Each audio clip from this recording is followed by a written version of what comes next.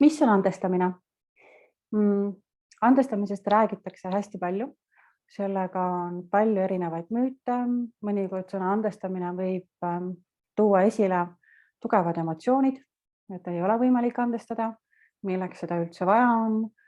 Ja mõnikord on see selline väga kerge ja toetatud protsess, et neid kogemusi on väga palju erinevaid. Ja tihtipeale on andestamisega seotud ka müüdid, mis on kujunenud meie uskumusteks, et nii on ja teistmoodi ei saagi olla. Aga täna, mida ma jagan ja kui sul on ka küsimusi, siis ka laiendan, mis on andestamine andestamise teraapia võtmes.